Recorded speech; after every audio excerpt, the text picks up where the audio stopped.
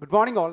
നമ്മൾ G S ടിക്കകത്ത് ഇന്നത്തെ ഈ വീഡിയോയിൽ ഡിസ്കസ് ചെയ്യാൻ പോകുന്നത് ടൈം ഓഫ് സപ്ലൈ എന്ന് പറയുന്ന കേസാണ്. അതായത് ജി എസ് ടിയുടെ ബേസിക് എലമെൻ്റ് ആയിട്ട് അല്ലെങ്കിൽ ജി എസ് ടിയുടെ ഏറ്റവും പ്രധാനമായിട്ട് കയറി വരുന്ന ഒരു 3 ചാപ്റ്റർ ഉണ്ട്. ടൈം, വാല്യൂ, പ്ലേസ് എന്ന് പറയുന്ന സാധനം. അതിനകത്ത് ദ ഫസ്റ്റ് വൺ ടൈം എന്ന് പറയുന്ന സാധനം, അല്ലെങ്കിൽ ഈ ടൈം ഓഫ് സപ്ലൈയുടെ ഇമ്പോർട്ടൻസ് എന്താണെന്ന് നമുക്ക് ആദ്യമേ പറയാം. ഇപ്പം നിങ്ങൾ ആലോചിച്ച് നോക്കി, ഇപ്പം ഡേ ടു ഡേ നമ്മുടെ റൂൾസും അല്ലെങ്കിൽ അതിൻ്റെ പ്രൊസീജിയേഴ്സും അല്ലെങ്കിൽ റൈറ്റ് ഓഫ് ടാക്സ് ഇതെല്ലാം മാറിക്കൊണ്ടേ ഇരിക്കണേ. സോ ഒരു ഇവൻ്റ് നടക്കുമ്പോൾ അല്ലെങ്കിൽ ഒരു സപ്ലൈ എന്ന് പറയുന്ന ഒരു ട്രാൻസാക്ഷൻ നടക്കുന്ന സമയത്ത് അല്ലേ, അതിനകത്ത് പല പല പല ടൈമും കയറി വരാം. ഇപ്പം ഒരു എക്സാമ്പിൾ പറയുവാണെങ്കിൽ, നിങ്ങൾ ആദ്യം പോയിട്ട് ഒരു ഗുഡ്സ് ഓർഡർ ചെയ്യുന്നു. ഓക്കെ, ഗുഡ്സ് ഓർഡർ ചെയ്യുമ്പോൾ അതിന് അഡ്വാൻസ് കൊടുക്കുന്നു. അത് കഴിഞ്ഞിട്ട് ഗുഡ്സ് നിങ്ങൾ ഡെലിവറി ചെയ്യുന്നു, അല്ലെങ്കിൽ അതിന് മുമ്പ് നിങ്ങൾ ഇൻവോയ്സ് എഴുതിയിട്ട് അതിൻ്റെ ബില്ല് പേ ചെയ്യുന്നു. അത് കഴിഞ്ഞിട്ട് കുറച്ച് ദിവസങ്ങൾക്ക് ശേഷം അതിൻ്റെ ഡെലിവറി നടക്കുന്നു. ഓക്കെ, അതിനുശേഷം കുറച്ച് ദിവസം കഴിഞ്ഞിട്ട് നിങ്ങൾ അത് യൂസ് ചെയ്യാൻ തുടങ്ങുന്നു. ഇവിടെ നോക്കി, ഒരു സിംഗിൾ ട്രാൻസാക്ഷനിൽ തന്നെ എത്ര കാര്യങ്ങൾ കയറി വന്നു. നിങ്ങൾ കടയിൽ കയറി പൈസ കൊടുത്ത് സാധനം വാങ്ങിക്കുന്ന ഒരു സിംഗിൾ തിങ്സിനെ കുറിച്ച് മാത്രം ആലോചിക്കരുത്. മനസ്സിലായി? ഓക്കെ, സോ ഇവിടെ കുറച്ചും കൂടെ അഡ്വാൻസ്ഡ് ആയിട്ട് ചിന്തിക്കണം. ഇപ്പം നിങ്ങൾക്ക് ഒരു ബൾക്കായിട്ടുള്ളൊരു എന്താ പറയുക, ബൾക്കായിട്ട് ഒരു പ്രൊഡക്റ്റ് നിങ്ങൾക്ക് പർച്ചേസ് ചെയ്യണം. സോ നിങ്ങൾ അവിടെ എന്ത് ചെയ്യും? ആദ്യമേ പോയിട്ട് അതിൻ്റെ ഓർഡർ എടുക്കും അല്ലേ, അതിൻ്റെ ഓർഡർ എടുത്ത് കൊട്ടേഷൻ തരാൻ പറയും. എന്നിട്ട് അത് ഓക്കെ ആണെങ്കിൽ നിങ്ങൾ അഡ്വാൻസ് കൊടുക്കും. അഡ്വാൻസ് കൊടുത്തതിന് ശേഷം കുറച്ച് ദിവസങ്ങൾക്ക് ശേഷം അതിൻ്റെ ബാക്കി പേയ്മെൻറ്റ് അല്ലെങ്കിൽ ഇൻവോയ്സ് എഴുതും. എന്നിട്ട് അതിൻ്റെ പേയ്മെൻറ്റ് നടത്തും. എന്നിട്ട് നിങ്ങൾ ഈ പറയുന്ന പോലെ ഗുഡ്സിൻ്റെ പൊസഷൻ എടുക്കും. ഇങ്ങനെ ഒരു സിംഗിൾ ട്രാൻസാക്ഷനിൽ തന്നെ കുറേ കാര്യങ്ങൾ കയറി വരും. ഇനി ഇൻസ്റ്റിറ്റ്യൂട്ടിൽ വന്ന് പഠിക്കുന്ന സമയത്ത് തന്നെ നിങ്ങൾ ആലോചിച്ച് നോക്കി, ആദ്യമേ വന്ന് ഇൻസ്റ്റിറ്റ്യൂട്ടിൽ എൻക്വയറിയും കാര്യങ്ങളൊക്കെ കഴിയുന്നു, അല്ലെങ്കിൽ അതിൻ്റെ അഡ്വാൻസും കാര്യങ്ങൾ ചെയ്യുന്നു. എന്നിട്ട് ഒരു 6 മാസം അല്ലെങ്കിൽ ഒരു വർഷം, അല്ലെങ്കിൽ ഇനിയിപ്പോൾ MBA 2 വർഷം, ഇങ്ങനെയുള്ള കാര്യങ്ങളാണെങ്കിൽ ഇവിടെ ഒരു സപ്ലൈ ഓഫ് സർവീസാണ് അവിടെ നടക്കണേ. പക്ഷേ അതിൻ്റെ ടൈം നമുക്ക് എപ്പോഴാണ് കറക്റ്റായിട്ട് ഒരു സപ്ലൈ നടന്നത് എന്ന് പറഞ്ഞൊരു ടൈം മെൻഷൻ ചെയ്യാൻ ഭയങ്കര ബുദ്ധിമുട്ടാണ്. മനസ്സിലായി? ഈ ടൈം മെൻഷൻ ചെയ്യണമെന്ന് അല്ലെങ്കിൽ ആ ടൈമിന് ഇമ്പോർട്ടൻ്റ് ആണ് എന്ന് പറയാനുള്ള ഏറ്റവും പ്രധാനപ്പെട്ട കാര്യം എന്താണെന്ന് വെച്ചാൽ, ഇപ്പം ഈ പറയുന്നത് പോലെ ഡേ ടു ഡേ റൂൾസും പ്രൊസീജിയറും എല്ലാം മാറിക്കൊണ്ടിരിക്കുകയാണ്. സോ ആ സപ്ലൈ നടക്കുന്നത് ഏത് ടൈമിലാണ് എന്ന് നമുക്കറിഞ്ഞാൽ മാത്രമേ ആ ടൈമിലുള്ള റൂൾസും റൈറ്റും കാര്യങ്ങളെല്ലാം നമുക്ക് യൂസ് ചെയ്യാൻ പറ്റുള്ളൂ. അല്ലേ? അങ്ങനെയല്ലേ? കാരണം ഇന്നിപ്പോൾ 10% GST, നാളെ അത് 12% എന്ന് വിചാരിക്കുക. സോ നോക്കി, ഏത് ടൈമിലാണ് ആ സപ്ലൈ നടന്നത് എന്ന് മനസ്സിലായാൽ മാത്രമേ ഏത് റൈറ്റാണ് നമുക്ക് അപ്ലിക്കബിൾ ആവാൻ പറ്റുന്നുള്ളൂ എന്നുള്ള കാര്യം നമുക്ക് നോക്കാൻ പറ്റുള്ളൂ. സിറ്റുവേഷൻ മനസ്സിലായി? സോ അതിന് ഇമ്പോർട്ടൻസ് എന്താണെന്ന് മനസ്സിലാക്കുക. ഇനി ഇതിനകത്ത് പഠിക്കേണ്ട കാര്യങ്ങൾ, ആദ്യം ടൈമിൻ്റെ ഇമ്പോർട്ടൻസ് പറയാം. It means the date on which the charging event has occurred. എന്താണോ charging event, that means supply എന്ന് പറയുന്ന സാധനം എന്നാണോ ഒക്കർ ചെയ്യുന്നത് അത് കണ്ടുപിടിക്കലാണ്, അല്ലെങ്കിൽ അതിൻ്റെ ഒരു ഇമ്പോർട്ടൻസ് ആണ് ഈ സപ്ലൈ ഓഫ് ഗുഡ്സ് അല്ലെങ്കിൽ സപ്ലൈ ഓഫ് സർവീസ് എന്താണോ അതിനകത്ത് പറയണേ. മനസ്സിലായി? അല്ലെങ്കിൽ time of supply of goods or time of supply of service എന്നുള്ളൊരു ഇതിനകത്ത് പറയണേ. അടുത്തത്, as a result of the right of CGST and SGST or IGST or UTGST will be decided in accordance with the time of supply. കണ്ടോ? അതായത് ഈ time of supply എപ്പോഴാണ് എന്ന് മനസ്സിലായതിനു ശേഷമാണ് ഏതിനെ കുറിച്ച് ചിന്തിക്കണേ, ഇതിൻ്റെ എത്ര റേറ്റ് ആണോ നമുക്ക് ടാക്സ് കൊടുക്കേണ്ടത് ആ റേറ്റിനെ കുറിച്ച് ചിന്തിക്കണേ. And based on the time of supply we will also determine the due date of payment of GST. Okay, അതായത് ടൈം അറിഞ്ഞാൽ മാത്രമേ, ഏത് സമയത്താണ് ഇത് നടന്നേ എന്നറിഞ്ഞാൽ മാത്രമേ എപ്പോഴാണ് ഇതിൻ്റെ പേയ്മെൻറ്റ് നടത്തേണ്ടത്, due date of payment calculate ചെയ്യാൻ പറ്റുള്ളൂ. ഓക്കെ, സോ ഞാൻ വീണ്ടും പറയുന്നു, നിങ്ങൾ കടയിൽ കയറി 10 രൂപ കൊടുത്ത് അല്ലെങ്കിൽ 100 രൂപ കൊടുത്ത് 1000 രൂപ കൊടുത്ത് ഒരു കടയിൽ കയറി ഒരു സാധനം വാങ്ങിക്കുന്ന ഒരു ചെറിയൊരു രീതിയിൽ മാത്രം ചിന്തിക്കരുത്. അതും ഓക്കെയാണ്, അതല്ല എന്നല്ല ഞാൻ പറയണേ. പക്ഷേ ഇങ്ങനെയുള്ള കുറേ കാര്യങ്ങൾ ദാറ്റ് മീൻസ് ഒരു 3, 4, 5 ഘടകങ്ങൾ കയറി വരുന്ന നേരത്ത് നമുക്ക് അവിടെ എന്ത് ചെയ്യേണ്ടി വരും എന്നുള്ള കാര്യമാണ് നമ്മൾ നോക്കണേ. സോ ടൈം ഓഫ് സപ്ലൈ എന്ന് പറയുന്നത് വളരെ ഇമ്പോർട്ടൻ്റ് ആണ്. ടൈം ഓഫ് സപ്ലൈ എപ്പോഴാണ് എന്ന് അറിഞ്ഞാൽ മാത്രമേ ഏത് റേറ്റാണ് ഈ സപ്ലൈക്ക് കയറി വരുന്നതെന്നും കൂടാതെ എപ്പോഴാണ് ഇത് പേയ്മെൻറ്റ് നടത്തേണ്ടത് എന്നുള്ള കാര്യങ്ങളൊക്കെ നമുക്ക് അറിയാൻ പറ്റുള്ളൂ. നോക്കാം. ഇനി ഇതിനകത്ത് okay, section 12 section 13 CGST act പ്രകാരം 2 കാര്യങ്ങളാണ് പറയണേ. അതിനകത്ത് section 12 time of supply of ഗുഡ്സും section 13 time of supply of സർവീസുകളെ കുറിച്ചാണ് പറയണേ. നമുക്ക് ആദ്യം ഗുഡ്സിനെ കുറിച്ച് പറയാം, എന്നിട്ട് സർവീസിലോട്ട് കിടക്കാം. So section 12 time of supply of goods, അതിനകത്ത് 12(1) പറയുന്നത് നോക്കി, the liability to pay tax on goods shall arise at the time of supply as determined in accordance with the provision of the section. അതായത് 12(1) എന്ന് പറയുന്നത് basic ആയിട്ടുള്ള കാര്യമാണ് പറയണേ. ആ ബേസിക് ആയിട്ടുള്ള കാര്യത്തിനകത്ത് നമ്മളോട് പറയുന്നത് എന്താ? അതായത് നോക്കി കണ്ടോ, the liability to pay tax on goods shall arise. എപ്പോഴാ ലൈബിലിറ്റി ഉണ്ടാവുന്നത്? എപ്പോഴാണോ ടൈം ഉണ്ടാവുന്നത്, ഏത് സമയത്താണോ ഈ പറയുന്ന സപ്ലൈ നടക്കുന്നത് അപ്പോഴാണ് നമുക്ക് എന്തുണ്ടാവണേ, ഈ GSTയുടെ ഒരു ലൈബിലിറ്റി ഉണ്ടാവണേ. ഇനി ആ ടൈം കണ്ടുപിടിക്കേണ്ടത് ഈ പറയുന്ന ഈ പറയുന്ന പ്രൊവിഷൻ്റെ അടിസ്ഥാനത്തിലാണ്. സോ സെക്ഷൻ 12(1) എന്ന് പറയുന്നത് ബേസിക് ആയിട്ടുള്ള കാര്യമാണ്. രണ്ട് കാര്യങ്ങളാണ് അതിനകത്ത് പറഞ്ഞത്. ഒന്ന് എന്തായിരുന്നു? That means G S tick liability ഉണ്ടാവുന്നത് ടൈം ഓഫ് സപ്ലൈ എപ്പോഴാണ് എന്നറിയുമ്പോൾ മാത്രമാണ്. മനസ്സിലായി? And second one, time of supply എന്ന് പറയുന്ന, അല്ലെങ്കിൽ time of supply of goods എന്ന് പറയുന്നത് സെക്ഷൻ 12-നകത്ത് ബാക്കി പറയുന്നതിൻ്റെ അടിസ്ഥാനത്തിലാണ് ചെയ്യേണ്ടത്. നമുക്ക് ഓരോന്നായിട്ട് നോക്കാം. 12(2) പറയുന്നത് എന്താ? Time of supply of goods under forward charge. Forward charge എന്ന് പറയുന്ന ഒരു normal case. Okay, so section 12(2) സാധാരണ രീതിയിൽ നടക്കുന്ന സെയിൽ ട്രാൻസാക്ഷൻസ് എല്ലാം എന്നുള്ള രീതിയിൽ മാത്രം വിചാരിച്ചാൽ മതി. സെക്ഷൻ 12(2). 12(3) പറഞ്ഞാൽ എന്താ? Time of supply of goods on under reverse charge mechanism. മനസ്സിലായോ? So first one normal sales ആണെങ്കിൽ, അതായത് 12(2) പ്രകാരം പറയുന്നത് നോർമൽ കോഴ്സ് ഓഫ് ആക്ഷനെ കുറിച്ചാണെങ്കിൽ 12(3) പറയുന്നത് റിവേഴ്സ് ചാർജ് ആണ്. എന്താ റിവേഴ്സ് ചാർജ്? നമ്മൾ ഓൾറെഡി ഡിസ്കസ് ചെയ്താൽ. ദാറ്റ് മീൻസ് സാധാരണ രീതിയിൽ എന്താണോ പ്രോസസ്സ് നടക്കുന്നത് അതിൻ്റെ ഓപ്പോസിറ്റ് അല്ലേ? So reverse charge. And section 12(4) supply of goods in case of supply of vouchers, അല്ലെങ്കിൽ time of supply in case of supply of vouchers. And 12(5) residuary clause. That means ഈ പറയുന്നതിനകത്തൊന്നും വന്നിട്ടില്ലെങ്കിൽ, അതായത് 12(2), 12(3), 12(4)നകത്തൊന്നും വന്നിട്ടില്ലെങ്കിൽ ഒരു കോമൺ പ്രൊവിഷൻ നോക്കി, where the time of supply cannot be determined under subsection 2 to subsection 4. മനസ്സിലായോ? അതായത് സബ്സെക്ഷൻ 2, സബ്സെക്ഷൻ 3, സബ്സെക്ഷൻ 4 പ്രകാരം ഇത് കാൽക്കുലേറ്റ് ചെയ്യാൻ പറ്റിയിട്ടില്ലെങ്കിൽ, അല്ലെങ്കിൽ ഈ 3 കാറ്റഗറിക്കകത്തും വന്നിട്ടില്ലെങ്കിൽ ഏത് അപ്ലൈ ചെയ്യാം?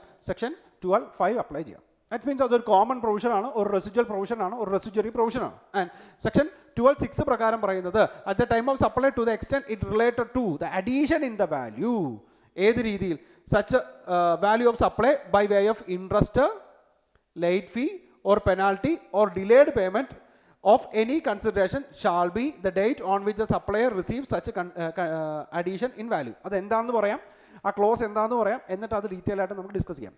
സോ ഇവിടെ നോക്കി, ടൈം ഓഫ് സപ്ലൈ എന്ന് പറയുന്നതിനാണ് നമ്മൾ വളരെയധികം ഇമ്പോർട്ടൻസ് കൊടുക്കണേ. ടൈം ഓഫ് സപ്ലൈ എപ്പോഴാണെന്ന് അറിഞ്ഞാൽ മാത്രമേ നമുക്ക് എന്ത് ചെയ്യാൻ പറ്റുള്ളൂ, ഇതിൻ്റെ ലൈബിലിറ്റി എപ്പോഴാണ് ഉണ്ടാവണമെന്ന് അറിയാൻ പാടുള്ളൂ, ഇത് എപ്പോഴാണ് GST പേ ചെയ്യേണ്ടത് എന്നുള്ള കാര്യങ്ങളെല്ലാം അറിയാൻ പാടുള്ളൂ. ഇതിനെ കോമൺ ആയിട്ട്, മെയിൻ ആയിട്ട് നമ്മൾ രണ്ടായിട്ട് തരംതിരിച്ചു, 12-ഉം സെക്ഷൻ 13-ഉം. സെക്ഷൻ 12 പറയുന്നത് സപ്ലൈ ഓഫ് ഗുഡ്സിനെ കുറിച്ചാണെങ്കിൽ സെക്ഷൻ 13 പറയുന്നത് സപ്ലൈ ഓഫ് സർവീസിനെ കുറിച്ചാണ്. As per section 12 subsection 1 okay, നമ്മളോട് പറയുന്നത് ഇതേപോലെ തന്നെ ലൈബിലിറ്റി എപ്പോഴാണ് എന്ന് അറിയാൻ വേണ്ടിയിട്ട് സപ്ലൈ അല്ലെങ്കിൽ ഡേറ്റ് ഓഫ് സപ്ലൈ എന്തായാലും അറിയണം. അത് കണ്ടുപിടിക്കേണ്ടത് ഈ പറയുന്ന പോലെ സബ്സെക്ഷൻ 2, 3, 4, 5, 6 ഇതിൻ്റെ അടിസ്ഥാനത്തിലായിരിക്കണം. ഇനി സബ്സെക്ഷൻ 2 എന്താ പറയണേ? Normal cost. That means forward charge എങ്ങനെയാണോ അത്. സെക്ഷൻ 12(3) പറയുന്നത് എന്താ? റിവേഴ്സ് ചാർജ് മെക്കാനിസം ആണ്. സെക്ഷൻ 12(4) പറയുന്നത് സപ്ലൈ ഓഫ് വൗച്ചേഴ്സ് ആണ്. ആൻഡ് 5 പറയുന്നത് ഈ പറയുന്ന പോലെ 2, 3, 4 എന്ന് പറയുന്ന 3 ക്ലോസിനകത്ത് പെടാത്ത ബാക്കി എല്ലാ കേസിനെയും നമുക്ക് ഏതിനകത്ത് പറയാം? സബ്സെക്ഷൻ 4-നകത്ത് പറയാം. ആൻഡ് സബ്സെക്ഷൻ 6 എന്ന് പറയുന്നത് ഈ GSTയുടെ വാല്യൂവിന് ഒരു അഡീഷൻ ആയിട്ട് കയറി വരുന്ന പെനാൽറ്റിയോ, അതായത് കൺസിഡറേഷൻ്റെ കൂട്ടത്തിൽ നമ്മൾ അതിൻ്റെ പെനാൽറ്റി വാങ്ങിക്കുന്നു, അല്ലെങ്കിൽ ഇൻട്രസ്റ്റ് ചാർജ് ചെയ്യുന്നു, ഇനി ഏതെങ്കിലും തരത്തിലുള്ള ലേറ്റ് ഫീ ആണെങ്കിൽ അതിൻ്റെ പെനാൽറ്റിയോ ഇൻട്രസ്റ്റോ ഇങ്ങനെയുള്ള കാര്യങ്ങൾ അഡീഷൻ ആയിട്ട് വാങ്ങിക്കുകയാണെങ്കിൽ അതിൻ്റെ ടൈം ഓഫ് സപ്ലൈ എപ്പോഴാണ്? ഓക്കെ, സോ ഒറ്റ കാര്യം മാത്രം നിങ്ങൾ ആലോചിക്കുക, നമ്മളിവിടെ കാൽക്കുലേറ്റ് ചെയ്യാൻ പോകുന്നത് ഏത് ദിവസമാണ് അങ്ങനെ ഒരു ട്രാൻസാക്ഷൻ നടന്നത് എന്നാണ് നമ്മൾ കണ്ടുപിടിക്കാൻ പോണേ. മനസ്സിലായോ? ഓക്കെ, ഒന്നിൽ കൂടുതൽ കാര്യങ്ങൾ കയറി വരികയാണെങ്കിൽ ഏത് ദിവസമാണ് അത് GST പ്രകാരം ടാക്സബിൾ ആവുന്നത് എന്നാണ് നമ്മൾ കണ്ടുപിടിക്കാൻ പോണേ. സോ സെക്ഷൻ 12-നകത്ത് പറയുന്നത് ഗുഡ്സിനെ കുറിച്ചാണെങ്കിൽ സെക്ഷൻ 13-നകത്ത് പറയുന്നത് ഫുള്ളായിട്ടും സർവീസിനെ കുറിച്ചാണ്. വ്യത്യാസങ്ങളൊന്നുമില്ല. ദാറ്റ് മീൻസ് 13(1) പ്രകാരം പറയുന്നത് ഇതേപോലെ തന്നെയാണ്. The liability to pay tax on services shall arise at the time of supply. Liability ഉണ്ടാവുന്നത് ടൈം ഓഫ് സപ്ലൈ ആണ്. ഇനി as determine in accordance with the provision of the section. അത് കണ്ടുപിടിക്കേണ്ടത് ഏത് പ്രകാരമാണ്? ഈ പറയുന്ന പ്രൊവിഷൻസ് പ്രകാരമാണ്. നോക്കി, സബ്സെക്ഷൻ 2-നകത്ത് പറയുന്നത് ഫോർവേഡ് ചാർജ് ആണ്. സബ്സെക്ഷൻ 3-കകത്ത് പറയുന്നത് റിവേഴ്സ് ചാർജ് മെക്കാനിസം ആണ്. സബ്സെക്ഷൻ 2, 3 സബ്സെക്ഷൻ 4-നകത്ത് പറയുന്നത് സപ്ലൈ ഓഫ് വൗച്ചേഴ്സ് ആണ്.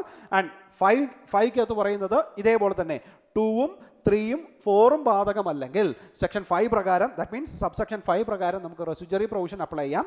ആൻഡ് സബ്സെക്ഷൻ 6 പ്രകാരം നമ്മൾ പറയുന്നത് എക്സ്റ്റൻഷൻ എന്തെങ്കിലും ഉണ്ടാവുകയാണെങ്കിൽ, GSTയുടെ വാല്യൂക്കകത്ത് എക്സ്റ്റൻഷൻസ് എന്തെങ്കിലും ഉണ്ടാവുകയാണെങ്കിൽ, ഓക്കെ, അതായത് ലേറ്റ് ഫീയോ പെനാൽറ്റിയോ ഇൻട്രസ്റ്റോ ഇങ്ങനെയുള്ള ഏതെങ്കിലും ഒരു എക്സ്റ്റൻഷൻ കയറി വരികയാണെങ്കിൽ അതിന് നമ്മൾ എപ്പോഴാണ് ടൈം ഓഫ് സപ്ലൈ ആയിട്ട് ട്രീറ്റ് ചെയ്യേണ്ടത്?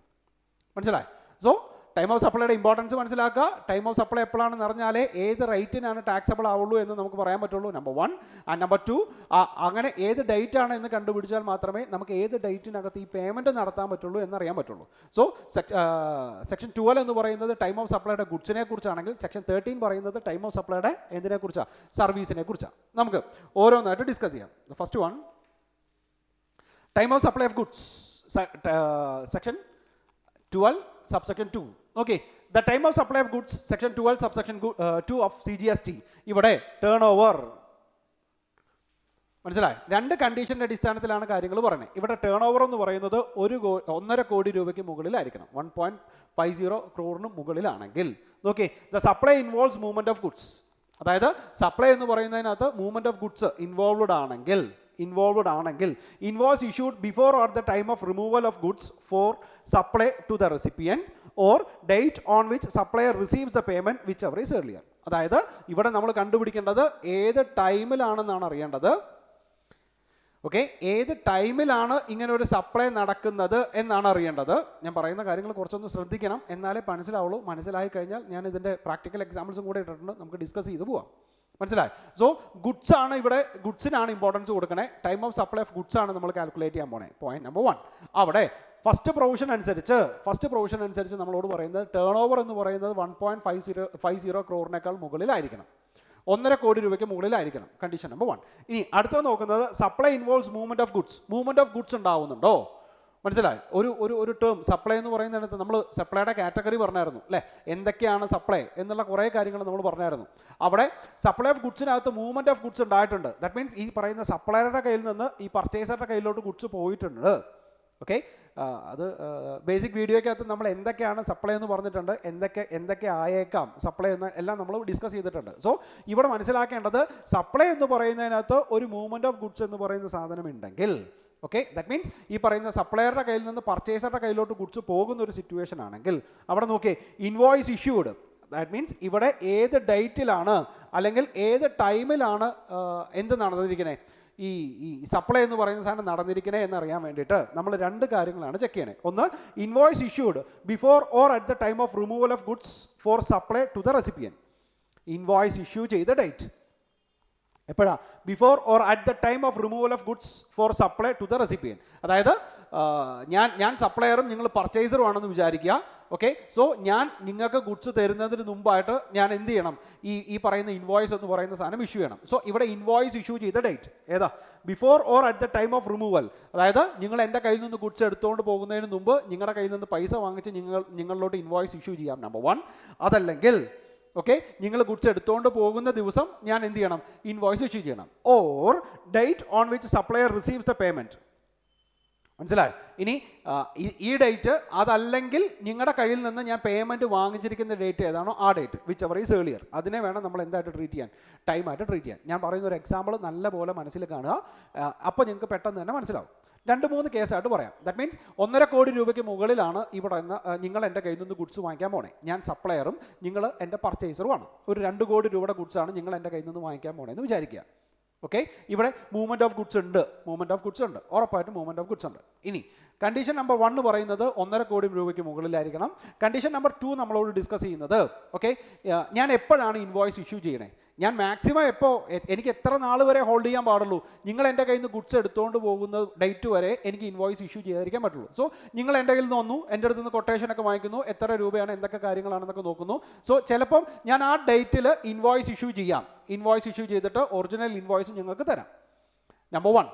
അതല്ലെങ്കിൽ നിങ്ങൾ അങ്ങനെ വന്ന് എന്നെ കാണുന്ന സമയത്ത് ഞാൻ ഇൻവോയ്സ് ഇഷ്യൂ ചെയ്യുന്നില്ല, പകരം നിങ്ങൾ എൻ്റെ കയ്യിൽ നിന്ന് ഗുഡ്സ് എടുത്തുകൊണ്ട് പോകുന്ന ദിവസമാണ് ഞാൻ ഇൻവോയ്സ് ഇഷ്യൂ ചെയ്യണേ. സോ അവിടെ ഏറ്റവും ലാസ്റ്റ് ഏതാണോ ഇൻവോയ്സ് എപ്പോഴാണോ ഇഷ്യൂ ചെയ്യുന്നത് ആ ഡേറ്റ്, ഓർ നിങ്ങൾ എനിക്ക് പേയ്മെൻറ്റ് ഡേറ്റ്, അല്ലെങ്കിൽ നിങ്ങൾ എനിക്ക് ആ ഗുഡ്സിൻ്റെ പേയ്മെൻറ്റ് തരുന്ന ദിവസം, ഇത് രണ്ടും കൂടെ കമ്പയർ ചെയ്യാം. വിച്ച് എവർ ഈസ് ഏർലിയർ ഏതാണോ അതിനെ നമുക്ക് എന്തായിട്ട് ട്രീറ്റ് ചെയ്യാം? ടൈമായിട്ട് ട്രീറ്റ് ചെയ്യാം. മനസ്സിലായെങ്കിൽ ഇനി നോക്കി, വേറൊരു എക്സാമ്പിൾ കൂടെ ഞാൻ പറഞ്ഞുതരാം. ഫസ്റ്റ് ജാനുവരിയിലാണ് നമ്മൾ മീറ്റ് ചെയ്യണേ. നമ്മൾ മീറ്റ് ചെയ്യുന്ന സമയത്ത് ഞാൻ ഇൻവോയ്സും കാര്യങ്ങളൊന്നും ഇഷ്യൂ ചെയ്തിട്ടില്ല. നിങ്ങൾക്ക് ഇത്ര രൂപയാണ്, ഇന്നതുപോലെയൊക്കെയാണെന്നുള്ള കൊട്ടേഷനും കാര്യങ്ങളൊക്കെ ഞാൻ തന്നു. ഒരു 2 കോടി രൂപയുടെ കൊട്ടേഷൻ ഞാൻ നിങ്ങൾക്ക് തന്നു. ഞാൻ അപ്പോഴും ഇൻവോയ്സ് ഇഷ്യൂ ചെയ്തിട്ടില്ല. നോക്കി 31 ജാനുവരിയിൽ ഞാൻ ഇൻവോയ്സ് ഇഷ്യൂ ചെയ്യുകയാണ്. ഇൻവോയ്സ് ഇഷ്യൂ എന്ന് വെച്ചാൽ ഞാൻ പ്രിന്റഡ് ബില്ല് അടിച്ച് നിങ്ങൾക്ക് തരികയാണ്. 2 കോടി രൂപയുടെ പ്രിന്റഡ് ബില്ല് തരികയാണ്. സോ 31 ജാനുവരിയിൽ ഞാൻ നിങ്ങൾക്ക് ഇൻവോയ്സ് തന്നു. ഇനി ഫെബ്രുവരി 5-ാം തീയതി നിങ്ങൾ ഗുഡ്സ് ക്ലിയർ ചെയ്യാണ്. ഗുഡ്സ് ക്ലിയർ ചെയ്യാന്ന് വെച്ചാൽ ഗുഡ്സ് എൻ്റെ കയ്യിൽ നിന്ന് നിങ്ങൾ എടുത്തുകൊണ്ട് പോവുകയാണ്. മനസ്സിലായി? സോ ഇതാണ് 3 സിറ്റുവേഷൻ. ഫസ്റ്റ് നമ്മൾ മീറ്റ് ചെയ്തു, സെക്കൻഡ് വൺ 31/1 നമ്മൾ ഇൻവോയ്സ് ഇഷ്യൂ ചെയ്തു, ആൻഡ് ദ തേർഡ് വൺ 5/2 നിങ്ങൾ എൻ്റെ അടുത്ത് നിന്ന് ഗുഡ്സ് എടുത്തുകൊണ്ട് പോയി. ഇവിടെ പറയുന്നത് ഇൻവോയ്സിൻ്റെ ഡേറ്റ് ആദ്യമേ കാൽക്കുലേറ്റ് ചെയ്യുമ്പം ഇൻവോയ്സിൻ്റെ ഡേറ്റ് മെൻഷൻ ചെയ്യുന്നതെങ്കിൽ നോക്കി, ഞാൻ മാക്സിമം എത്ര നാൾ വരെ എനിക്ക് ഇൻവോയ്സ് ഇഷ്യൂ ചെയ്യാതിരിക്കാം? ഈ പറയുന്ന ഗുഡ്സ് റിമൂവ് ചെയ്യുന്നത് വരെ ചെയ്യാതിരിക്കാം. അതായത് അതിന് മുമ്പ് ചെയ്യണമെന്ന് നിർബന്ധമൊന്നുമില്ല. എപ്പോൾ വരെ എനിക്ക് ഹോൾഡ് ചെയ്യാം? നിങ്ങൾ എൻ്റെ കയ്യിൽ നിന്ന് ഗുഡ്സ് എടുത്തുകൊണ്ട് പോകുന്നത് വരെ എനിക്ക് ഇൻവോയ്സ് ഹോൾഡ് ചെയ്യാം. നിങ്ങൾ ഗുഡ്സ് എടുത്തുകൊണ്ട് പോകുമ്പോൾ, നിങ്ങൾ എൻ്റെ കയ്യിൽ നിന്ന് സാധനം എടുത്തുകൊണ്ട് പോകുമ്പോൾ ഞാൻ എന്തായാലും ഇൻവോയ്സ് ഇഷ്യൂ ചെയ്തല്ലേ പറ്റൂ. അല്ലാതെ ഞാൻ എങ്ങനെ നിങ്ങൾക്ക് ഗുഡ്സ് തരണേ? പേയ്മെൻറ്റ് തരുമോ ഇല്ലയോ അത് സെക്കൻഡറി, അതവിടെ നിൽക്കട്ടെ. ഓക്കെ, സോ നിങ്ങൾ എൻ്റെ കയ്യിൽ നിന്ന് ഗുഡ്സ് എടുത്തുകൊണ്ട് പോകുന്ന സമയത്ത് തീർച്ചയായിട്ടും ആ ഗുഡ്സ് കൊണ്ടുപോകുന്നതിൻ്റെ കൂട്ടത്തിൽ ഞാൻ എന്തും കൂടെ വെച്ചേ പറ്റൂ, ഈ ഇൻവോയ്സും കൂടെ വെച്ചേ പറ്റൂ. ഇൻവോയ്സ് ഇല്ലാതെ, ദാറ്റ് മീൻസ് GSTയുടെ ബില്ലില്ലാതെ ഗുഡ്സ് എടുത്തുകൊണ്ട് പോകാൻ പാടില്ല. അല്ലേ? നിങ്ങൾ തന്നെ കണ്ടിട്ടുണ്ടാകും കുറേ GST ചെക്ക് പോസ്റ്റും കാര്യങ്ങളൊക്കെ നിങ്ങൾ ശ്രദ്ധിച്ചിട്ടില്ലേ? അവിടെ ആ ഗുഡ്സ് എന്താണെന്ന് ചെക്ക് ചെയ്യുന്നത്, ഇപ്പോൾ ദാറ്റ് മീൻസ് സപ്ലയറുടെ കയ്യിൽ നിന്ന് പർച്ചേസർ ഗുഡ്സ് എടുത്തുകൊണ്ട് പോകുമ്പോൾ ആ ഗുഡ്സ് എന്താണെന്ന് ചെക്ക് ചെയ്യുന്നതും അതിൻ്റെ ക്വാണ്ടിറ്റിയും കാര്യങ്ങളെല്ലാം ചെക്ക് ചെയ്യുന്നത് ഏതിൻ്റെ അടിസ്ഥാനത്തിൽ തന്നെയാണ്? ഈ പറയുന്ന ഇൻവോയ്സിൻ്റെ അല്ലെങ്കിൽ ആ ബില്ലിൻ്റെ അടിസ്ഥാനത്തിൽ തന്നെയാണ്. സോ മാക്സിമം പീരീഡ് എനിക്ക് എത്ര നാൾ വരെ ഇൻവോയ്സ് ഇഷ്യൂ ചെയ്യാതിരിക്കാം? ഈ ഗുഡ്സ് റിമൂവ് ചെയ്യുന്നത് വരെ ഇൻവോയ്സ് ഇഷ്യൂ ചെയ്യാതിരിക്കാം. At the time of removal of goods ഞാൻ തീർച്ചയായിട്ടും എന്ത് ചെയ്തേ പറ്റൂ? ഇൻവോയ്സ് തന്നേ പറ്റൂ. സോ ഇവിടെ 5-ാം തീയതി നിങ്ങൾ എൻ്റെ കയ്യിൽ നിന്ന് ഗുഡ്സ് എടുത്തുകൊണ്ട് പോവുകയാണ്, നമ്പർ 1. നമ്പർ 2, 10-ാം തീയതിയാണ് നിങ്ങൾ എനിക്ക് പേയ്മെൻറ്റ് തരണേ. മനസ്സിലായി? സോ നോക്കി, ഒരു സപ്ലൈയിൽ തന്നെ 4 ഡേറ്റാണ് വന്നേ. 1 നമ്മൾ മീറ്റ് ചെയ്ത ഡേറ്റ്, 2 ഞാൻ നിങ്ങൾക്ക് ഇൻവോയ്സ് ഇഷ്യൂ ചെയ്ത ഡേറ്റ്, 3 നിങ്ങൾ എൻ്റെ കയ്യിൽ നിന്ന് ഗുഡ്സ് എടുത്തുകൊണ്ട് പോയ ഡേറ്റ്, 4 നിങ്ങൾ എനിക്ക് പേയ്മെൻറ്റ് തന്ന ഡേറ്റ്. ഈ 4 ഡേറ്റിനകത്ത് ഏത് ഡേറ്റിനെ നമ്മൾ എന്തായിട്ട് ട്രീറ്റ് ചെയ്യും? ടൈം ഓഫ് സപ്ലൈ ആയിട്ട് ട്രീറ്റ് ചെയ്യും. അതാണ് ഇവിടെ പറയണേ. Invoice issued before or at the time of removal of goods for supply to the recipient.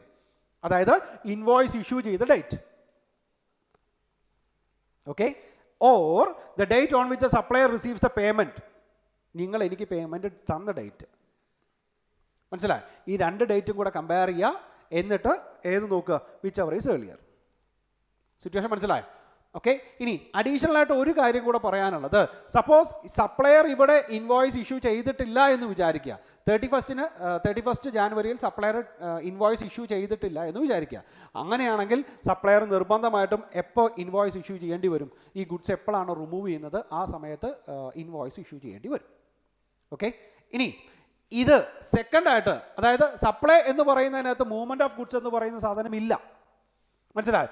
വേറെ സപ്ലൈയുടെ വേറെ ഏതെങ്കിലും കാറ്റഗറി ആവാം, ലീസോ അങ്ങനെ ഈ പറയുന്നത് പോലെ വേറെ ഏതെങ്കിലും ഒരു കാറ്റഗറിയിലോട്ട് വരാം. ദാറ്റ് മീൻസ് അവിടെ നിങ്ങൾ മറ്റേ ടൈപ്സ് ഓഫ് സപ്ലൈ നോക്കുക. ടൈപ്സ് ഓഫ് സപ്ലൈക്കകത്ത് മൂവ്മെൻറ്റ് ഓഫ് ഗുഡ്സ് വരുന്ന കാര്യങ്ങൾ കുറച്ചേ ഉള്ളൂ.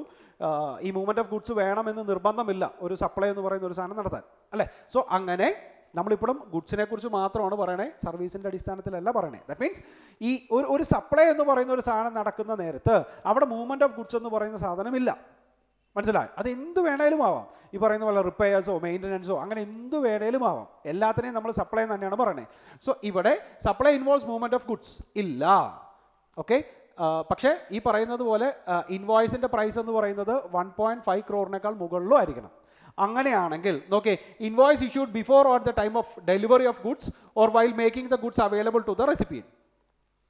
മനസ്സിലായി? അതായത് ഇവിടെ റിമൂവൽ ഓഫ് ഗുഡ്സ് ആണ്. ഇവിടെ റിമൂവൽ ഓഫ് ഗുഡ്സ് അല്ല പറയുന്നത്.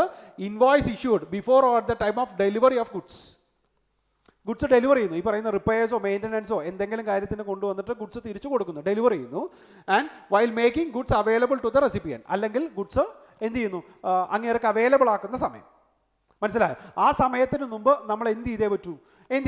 ഈ പറയുന്നത് പോലെ ഇൻവോയ്സ് ഇഷ്യൂ ചെയ്തേ പറ്റൂ. Or date on which supplier receives the payment which ever is earlier. മനസ്സിലായി? ഇത് കോമൺ ആണ്. ഏതാ? Date on which supplier receives the payment എന്ന് പറയുന്നത് കോമൺ ആയിട്ടുള്ള പ്രൊവിഷൻ ആണ്. ഇവിടെ നോക്കേണ്ടത് ഇത്രേ ഉള്ളൂ. അതായത് ആദ്യത്തേനകത്ത് ഗുഡ്സിന്റെ ഒരു മൂവ്മെന്റ് ഉണ്ടാവുന്നുണ്ട്. ഏത്? ആരുടെ കയ്യിൽ നിന്ന്? സപ്ലയറുടെ കയ്യിൽ നിന്ന് പർച്ചേസറുടെ കയ്യിലോട്ട് ഗുഡ്സിന്റെ ഒരു മൂവ്മെന്റ് ഉണ്ടാവുന്നുണ്ട്. ഓക്കെ. സോ ആ മൂവ്മെൻറ്റ് ഉണ്ടാവുന്ന ഡേറ്റ് വരെ നമുക്ക് ഇൻവോയ്സ് ഹോൾഡ് ചെയ്യാം. ആ മൂവ്മെൻറ്റ് ഉണ്ടാവുന്ന ഡേറ്റിൽ നമ്മൾ ഗുഡ്സ് കൊടുത്തേ പറ്റൂ. രണ്ടാമത്തെ കേസിനകത്ത് സപ്ലയറുടെ ഗുഡ്സ് പർച്ചേസറിലോട്ട് പോകുന്നില്ല.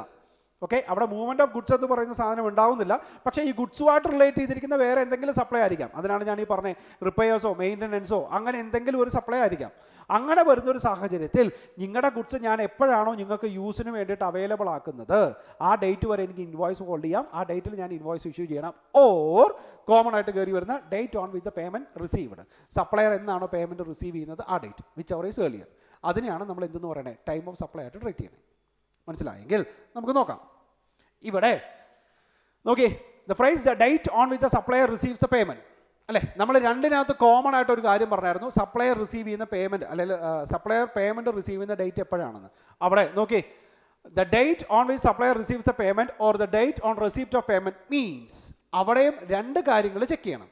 എന്താ നോക്കി the date on which payment is entered in this books of account. നിങ്ങൾ എനിക്ക് തന്നതായിട്ട് ഞാൻ എൻ്റെ ബുക്സ് ഓഫ് അക്കൗണ്ട്സിനകത്ത് എന്നാണോ എൻ്റർ ചെയ്യുന്നത് ആ ഡേറ്റ്, അതല്ലെങ്കിൽ the date on which the payment is credited to the bank account. Okay, bank അക്കൗണ്ടിനകത്ത് നിങ്ങൾ എനിക്ക് ഡെപ്പോസിറ്റ് അല്ലെങ്കിൽ നിങ്ങൾ എനിക്ക് തന്ന ഡേറ്റ് ആക്ച്വൽ പേയ്മെൻറ്റിൻ്റെ ഡേറ്റ് എപ്പോഴാണോ അത് വിച്ച് എവർ ഈസ് ഏർലിയർ വേണം എന്തായിട്ട് എടുക്കാൻ ഡേറ്റ് ഓഫ് പേയ്മെൻറ്റ് ആയിട്ട് എടുക്കാൻ. മനസ്സിലായി? ദാറ്റ് മീൻസ് നോർമൽ കേസിനകത്ത് നമ്മൾ രണ്ട് കാര്യങ്ങളാണ് ചെക്ക് ചെയ്യണേ. ആദ്യത്തേനെ നമ്മൾ ഡേറ്റ് ഓഫ് ഇൻവോയ്സ് എന്നും പറയും. ആദ്യത്തെ കേസിനകത്ത് നമ്മൾ ഡേറ്റ് ഓഫ് ഇൻവോയ്സ് എന്ന് പറയും. രണ്ടാമത്തേനെ നമുക്ക് ഡേറ്റ് ഓഫ് പേയ്മെൻറ്റ് എന്നും പറയാം അല്ലേ. ആദ്യത്തേനെ നമ്മൾ ഡേറ്റ് ഓഫ് ഇൻവോയ്സ് എന്ന് പറയുന്നു, second one date of payment എന്ന് പറയാം. ഇതിനകത്ത് നമ്മൾ രണ്ടും ചെക്ക് ചെയ്ത് വിച്ച് എവർ ഈസ് ഏർലിയർ ആണ് നമ്മൾ എന്തായിട്ട് ട്രീറ്റ് ചെയ്യണേ ടൈം ഓഫ് സപ്ലൈ ആയിട്ട് ട്രീറ്റ് ചെയ്യണേ. ഇനി ഇവിടെ പറയുന്നത് ആ ഡേറ്റ് ഓഫ് പേയ്മെൻറ്റിനെയും രണ്ട് രീതിയിൽ നമ്മൾ നോക്കണം. ഒന്ന് ബുക്സ് ഓഫ് അക്കൗണ്ട്സിനകത്ത് എൻ്റർ ചെയ്യുന്ന ഡേറ്റ് ആണോ അല്ലെങ്കിൽ ബാങ്ക് അക്കൗണ്ടിലോട്ട് വരുന്ന ഡേറ്റ് ആണോ, അതിനകത്തും വിച്ച് എവർ ഈസ് ഏർലിയർ വേണം നമ്മൾ എടുക്കാൻ. മനസ്സിലായി? സോ ഈ രണ്ട് ഡേറ്റ് നോക്കുക, ഇതിനകത്ത് വിച്ച് എവർ ഈസ് ഏർലിയർ ഏതാണെന്ന് നോക്കുക, അതിനെ ഡേറ്റ് ഓഫ് പേയ്മെൻ്റ് ആയിട്ട് ട്രീറ്റ് ചെയ്യുക. ആ ഡേറ്റ് ഓഫ് പേയ്മെൻറ്റിനെയും ഈ ഡേറ്റ് ഓഫ് ഇൻവോയ്സിനെയും കൂടെ ചെക്ക് ചെയ്യുക. എന്നിട്ട് അതിനകത്ത് വിച്ച് എവർ ഈസ് ഏർലിയർ ഏതാണെന്ന് നോക്കുക, അതിനെ നമ്മൾ എന്തായിട്ട് ട്രീറ്റ് ചെയ്യാം ടൈം ഓഫ് സപ്ലൈ ആയിട്ട് ട്രീറ്റ് ചെയ്യാം. മനസ്സിലായോ? നോക്കാം. നമുക്ക് കുറച്ച് എക്സാമ്പിൾസ് നോക്കാം, അപ്പോൾ നിങ്ങൾക്ക് മനസ്സിലാവും. That means P of Chennai supply goods to B to Bangalore. That means P ആണ് ബിയിലോട്ട് ഗുഡ്സ് കൊടുത്തു വിടണേ. P has sent to the goods for the delivery from Chennai to Bangalore.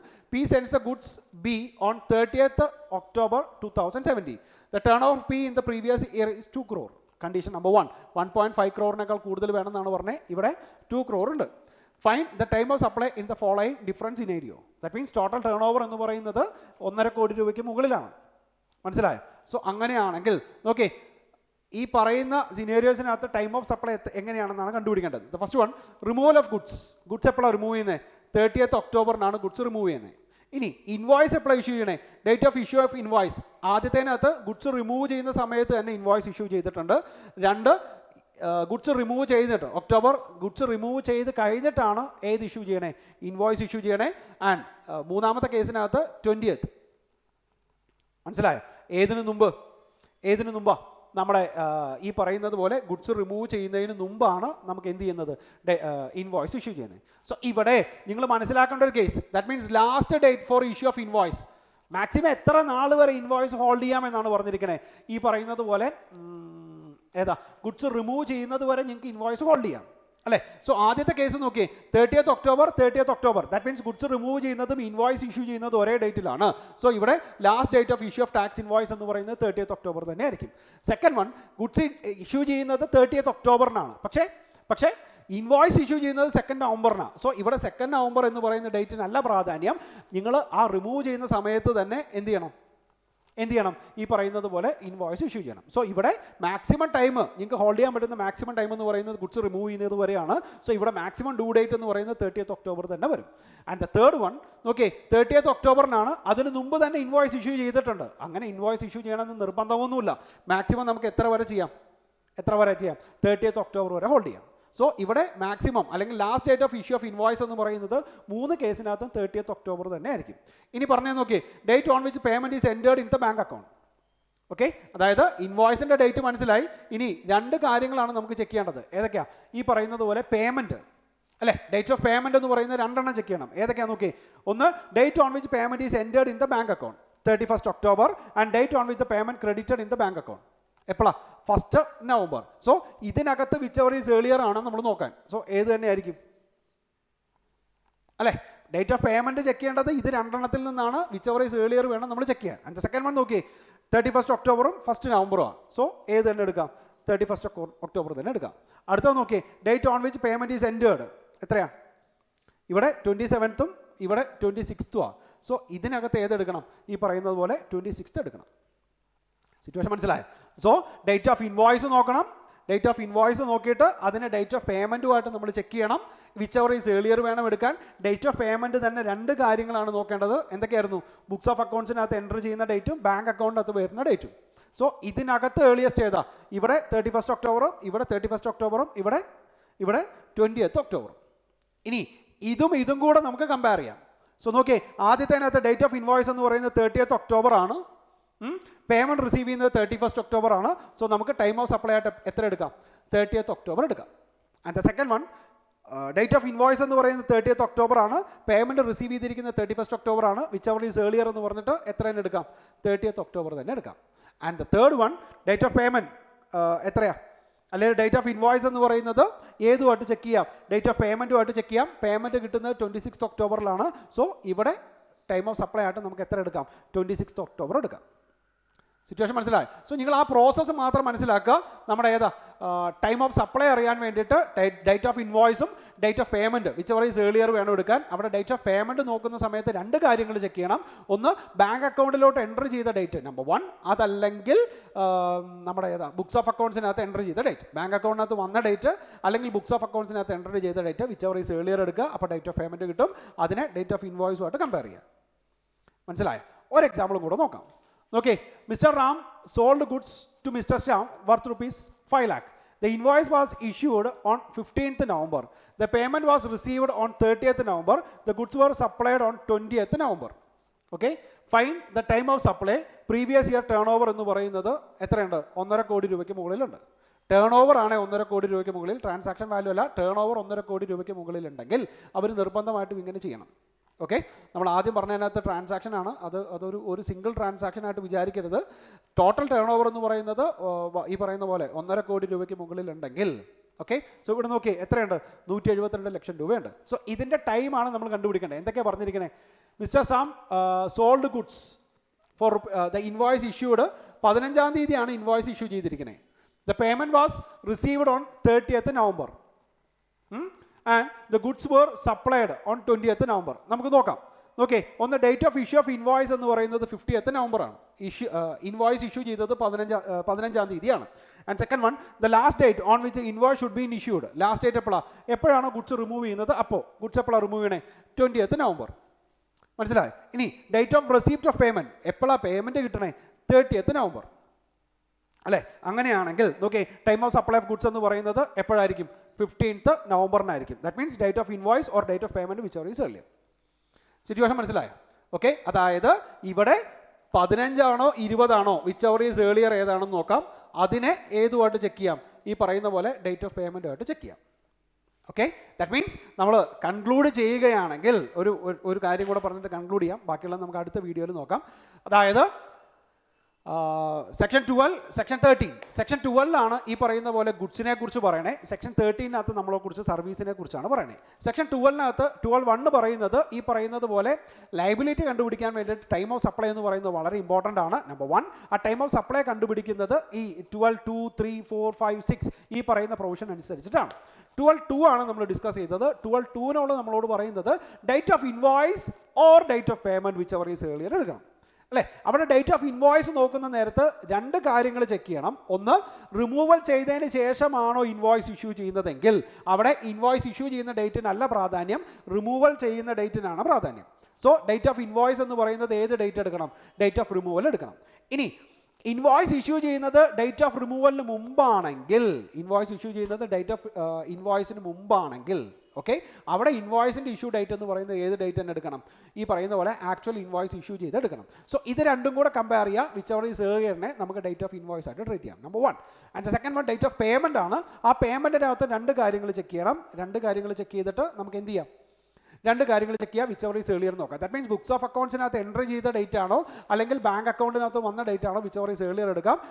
ആ ഡേറ്റിനെ നമുക്ക് ഡേറ്റ് ഓഫ് പേയ്മെന്റ് ആയിട്ട് എടുക്കാം, എന്നിട്ട് ചെക്ക് ചെയ്യാം. So നോക്കിയേ, ഇവിടെ ഇൻവോയ്സ് ഇഷ്യൂ ചെയ്യുന്നത് 15th നവംബറിലാണ്, ഗുഡ്സ് സെൻഡ് ചെയ്യുന്നത് 20th നവംബറിലും, പേയ്മെന്റ് റിസീവ് ചെയ്യുന്നത് 30th നവംബറിലാണ്. സോ ഇത് രണ്ടും കൂടെ ചെക്ക് ചെയ്യുന്നു, നമുക്ക് ഏറ്റവും ലീസ്റ്റ് ആയിട്ട് വരുന്നത് 15th നവംബറാണ്.